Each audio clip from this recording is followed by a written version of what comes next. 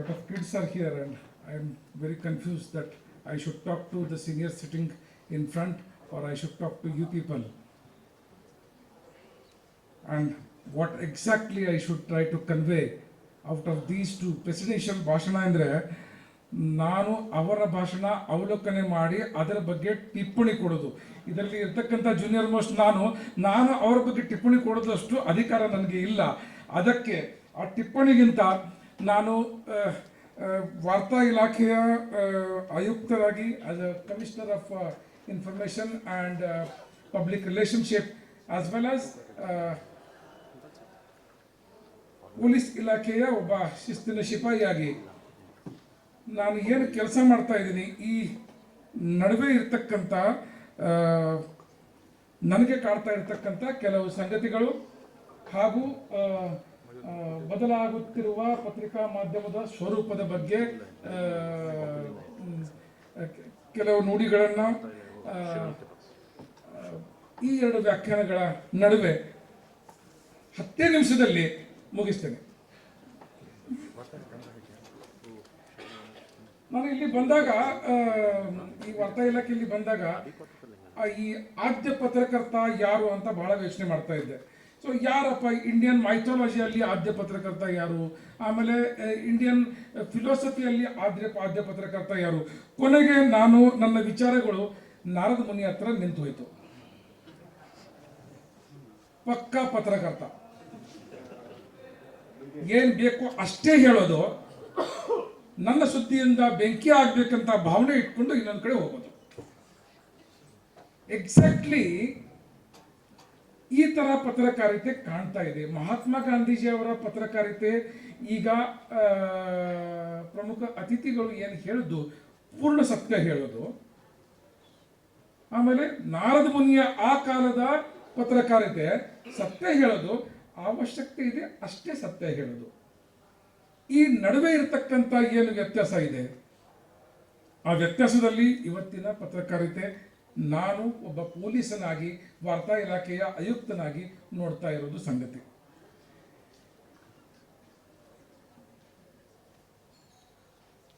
Press ಬಗ್ಗೆ, ಈ national press day, ರಾಷ್ಟ್ರೀಯ ಪತ್ರಿಕಾ ದಿನಾಚರಣೆ, ಇದರ ಬಗ್ಗೆ ಮಾತಾಡುವಾಗ ಪ್ರೆಸ್ಸಿನ ಡೆಫಿನೇಷನ್ ಬಹಳ ಮುಖ್ಯವಂತ. What is the definition of press? Anybody, any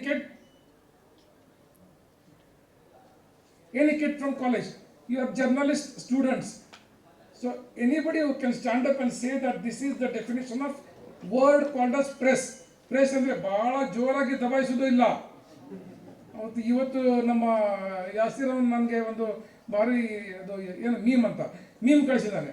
ಅದರಲ್ಲಿ ಒಬ್ಬ ಪತ್ರಕರ್ತ ಅದರಿಗೆ ಬಹಳ ಜೋರಾಗಿ ದಬಾಯಿಸ್ತಾ ಇದ್ದಾರೆ, ಅದಕ್ಕೆ ಪ್ರೆಸ್ ಅಂತ ಹೇಳ್ತಾವ್ರೆ. ಸೊ ಆ ಥರ press. What is the definition of word called as press? Then will go for ಅದು ಬದಲಾಗುತ್ತಿರುವ ಸ್ವರೂಪ ಏನು ಆಮೇಲೆ ನೋಡೋಣ.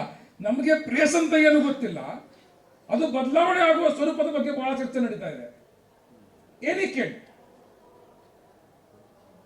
ನನಗೇನು ಗೊತ್ತಿರಲಿಲ್ಲ, ಇಲ್ಲಿ ಬಂದಾಗ ನಾನು ಓದ್ಕೊಂಡು ಬಂದಿದ್ದೀನಿ. ಯಾಕೆ ಸುಮ್ಮನೆ ನನಗೆ ಮುಜುಗರ ಆಗೋದು ಬೇಡ ಅಂತ. ಪತ್ರಿಕೆ ಮತ್ತೆ ಪತ್ರಿಕೆಯಲ್ಲಿ ಕೆಲಸ ಮಾಡ್ತಾ ಇರ್ತಕ್ಕಂಥ ಜರ್ನಲಿಸ್ಟ್ಗಳು, ದಟ್ ಇಸ್ ಪ್ರೆಸ್. ಪತ್ರಿಕೆ ಮತ್ತು ಪತ್ರಿಕೆಯಲ್ಲಿ ಕೆಲಸ ಮಾಡ್ತಾ ಇರ್ತಕ್ಕಂಥ ಜರ್ನಲಿಸ್ಟ್ಗಳು, these two constitutes organ called as press. Oxford dictionary. Newspaper and the people working in newspaper, these both combined. That is why what the chief guest communicated, that journalists are being killed.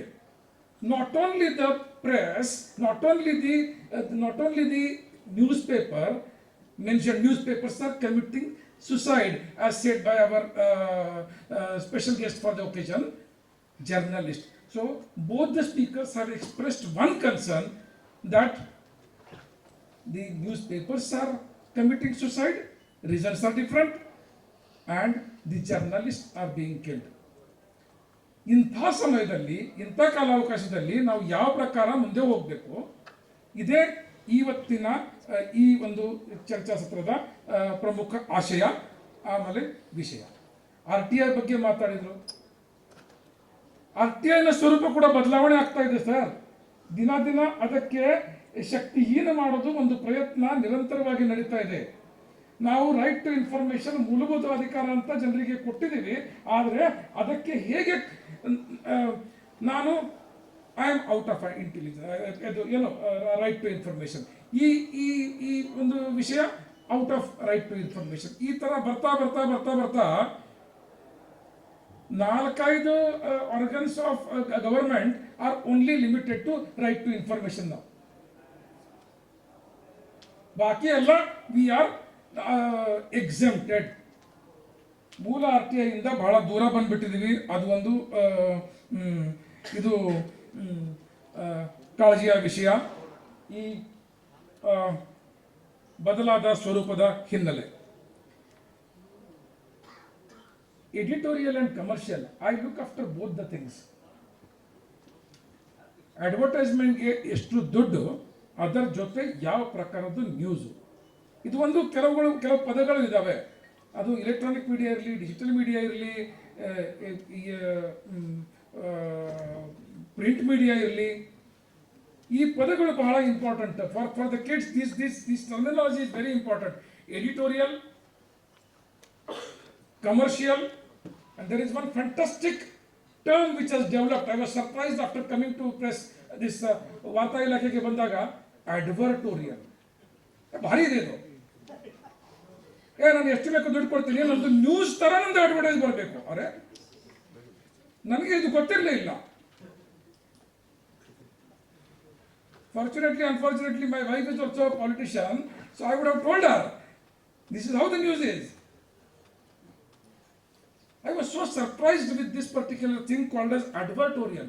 ಅರ್ಧ page ಕೊಡ್ತೀನಿ ರೀ, bargain ಆಗುತ್ತೆ.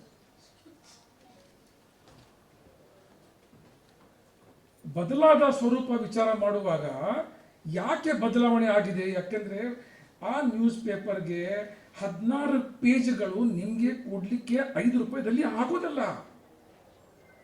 R we thinking about it? That one full booklet which comes in the morning, the actual cost is too much. Somebody has to subsidize it. Reader will not. So advertisement has to. In this conflict, the media is stuck now. And somewhere I think we have to find the answer to this particular thing. And digital media is giving answer. It is cheap, it is easy, it is accessible, and that is why digital media is coming up. I know no kid of this particular gathering or any college has gone through the Information Technology Act 2021 amendment rules. Nobody. It clearly defines the role of digital media, the role of intermediary, the role of aggregator. ಇದೊಂದು ಭಾರಿ ಇದೆ. ಮೀಡಿಯಾದಲ್ಲಿ aggregator ಅಂತ ಒಂದು ಬಂದಿದೆ. ಬದಲಾದ ಸ್ವರೂಪ ಮೀಡಿಯಾದು. Print ಅಂದರೆ ಬರೀ ಪ್ರೆಸ್ ಅಂದರೆ it is not only paper ಮೇಲೆ ಬರ್ತಕ್ಕಂಥ, ಈ ಕಾಗದ ಮೇಲೆ ಬರ್ತಕ್ಕಂಥ ನ್ಯೂಸ್ ಅಂದರೆ ಪ್ರೆಸ್ ಇಲ್ಲ. The news which is printed on your mobile is also a news. It has a value. It is impacting you 24/7 as Dr. Narand has said. We are exposed to media 24/7. ರಾತ್ರಿ 2 ಗಂಟೆಗೆ ನೀರು ಕುಡಿಯೋಕ್ಕೂ ಎದ್ರೇನು ಅವನು ಏನು ಬಂದಿದೆ ಅಂತ ಟ್ವಿಟರ್ಲಿ ನೋಡ್ತಾನೆ. We are exposed. This is the changing nature of media. You are completely engrossed with ನನ್ನ ಬಗ್ಗೆ ಸುದ್ದಿ ಬಂದಿದೆಯಾ, ಅವನ ಬಗ್ಗೆ ಏನಾದರೂ ಸುದ್ದಿ ಬಂದಿದೆಯಾ, ರಾತ್ರಿ ಮಲಗುವಾಗ ಅವನು ಏನಾದರೂ ಮಾತಾಡಿದಾನ ನನ್ನ ಬಗ್ಗೆ. We are continuously on it.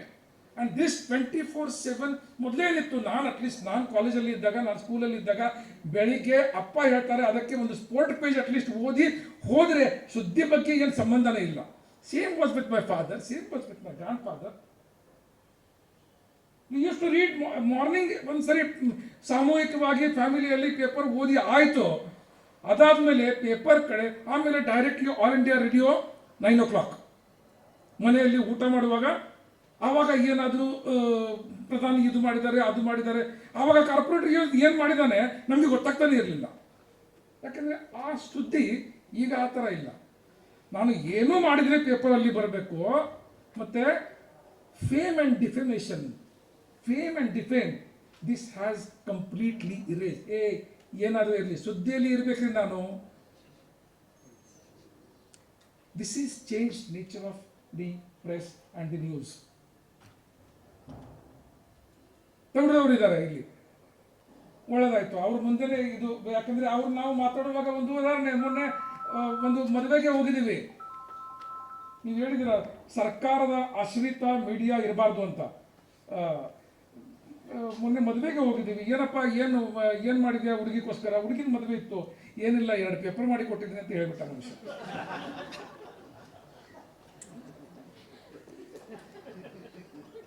ಬದಲಾದ ಸ್ವರೂಪ.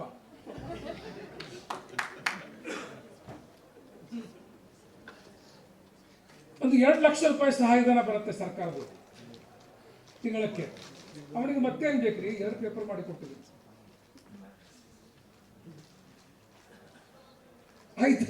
Either we have to, there is a time now that on this press day thinking has to go, independence ಯಾವುದು ಬದನೆಗಾಯಿ. ಈ ತರ ನಾವು ಸುದ್ದಿ ಜಗತ್ತ ಬಗ್ಗೆ ವಿಚಾರ ಮಾಡುವಾಗ ಇಲ್ಲಿ ಬಂದ್ಮೇಲೆ ಗೊತ್ತಾಗಿದೆ ನನಗೆ ಇದು ಸರ್ಕ್ಯುಲೇಷನ್ ಆಧಾರಿತ ಅಡ್ವರ್ಟೈಸ್ಮೆಂಟ್. ಆ ಸರ್ಕ್ಯುಲೇಷನ್ ಸರ್ಟಿಫಿಕೇಟ್ ತಗೊಳ್ಳಿಕ್ಕೆ ಏನು ಒದ್ದಾಟ ಅದು.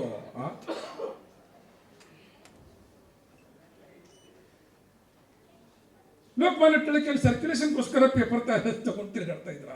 ಮಹಾತ್ಮ ಗಾಂಧೀಜಿ ಅವರು ಏನು ಸರ್ಕ್ಯುಲೇಷನ್ ಎಷ್ಟು ಆಗುತ್ತೆ ಅಂತ ಕೌಂಟ್ ಮಾಡ್ತಾ ಇದ್ರ. From where we have travel to which place. The commercial angle of media is governing the editorial, and that is the problem. This is badalada sannivesha idu. I am not blaming it. Once again I reiterate, I am not blaming it. It will change today or tomorrow. ಅದು ಒಂದು ಪ್ರಬಂಧ ಇತ್ತು, ಅದಕ್ಕೆ ಒಂದು ವಿರೋಧಾಭಾಸ ಇವತ್ತು ready ಆಗ್ತಾ ಇದೆ. ಈ ಪ್ರಬಂಧ ಮತ್ತೆ ವಿರೋಧಾಭಾಸ ನಡುವೆ ಇರತಕ್ಕಂತ ಏನು ಜಗಳ ಇದೆ, ಇದರಲ್ಲಿ ಸಂಶ್ಲೇಷಣೆ ಆಗತ್ತೆ, ಇದರಲ್ಲಿ ಸಮನ್ವಯ ಆಗತ್ತೆ, ಇದರಿಂದಾನೇ ದಾರಿ ಸಿಗತ್ತೆ. ಆ ಆಶಾವಾದ ಮಾತ್ರ ಖಂಡಿತ ನನಗೆ ಇದೆ. One form of media will commit suicide, one form of media will be murdered, but press and media cannot be. ಆ ಭಾವನೆ ಮಾತ್ರ ನನಗೆ ಖಂಡಿತ ಇದೆ. You cannot. Every person is a journalist now because of Twitter, Insta and Facebook. I am journalist. ನನಗೆ ಮೊದಲೇ I never used to write about, ನನಗೆ ಭಾಳ ಸಿಕ್ತಿತ್ತು ಕೆಲವು ವಿಷಯಗಳಲ್ಲಿ, ನನಗೆ ಬರೆಯೋಕ್ಕೆ ಜಾಗ ಸಿಗ್ತಾ ಇರಲಿಲ್ಲ. Unfortunately must be. I have worked as sub-editor in one paper for 4 years before coming to public life, before coming to public services. From my age 19 years to my age 23 years, I was working as sub-editor. Before graduation, I joined one of the papers, leading papers in Maharashtra. ಆ ಕಾಲದ ಎಡಿಟರ್ಗಳು ಚಡಿ ತಗೊಂಡೇ ಕೂತ್ಕೊಳ್ಳೋದು, ಮಗನ ಇದೇನು ಬರ್ತಿದ್ದೀರೋ ಅಂತ ಹೊಡೆದಾಕ್ಬಿಡೋರು. ಈಗ ನೀನು ಹಾಕೋ, first accident ಆಗಿದೆ, 4 ಜನ ಸತ್ತಿದ್ದಾರೆ, ಮಗನೇ 6 ಹಾಕೋ, ಹೋಗೋವರೆಗೂ 2 ಹೋಗ್ತಾರ್ರಿ. ಈ ಲೆವೆಲ್ಗೆ ಪರ್ಸೆಪ್ಟಿವ್ ಜರ್ನಲಿಸಮ್. ಆಮೇಲೆ ಇಂಪ್ಯಾಕ್ಟ್ಗೆ ಸರಿಯಾಗತ್ತೆ. ಈಗ ಹೇಳೋ ಇಷ್ಟಕ್ಕೆ ಬರುತ್ತೆ ಅಂತ, ಸಂಜೆವರೆಗೂ ಆ ಗ್ಯಾರಂಟಿ ಆಗತ್ತೆ, ಅದು ಆ ನಂಬರ್ ವಿಲ್ ರೀಚ್.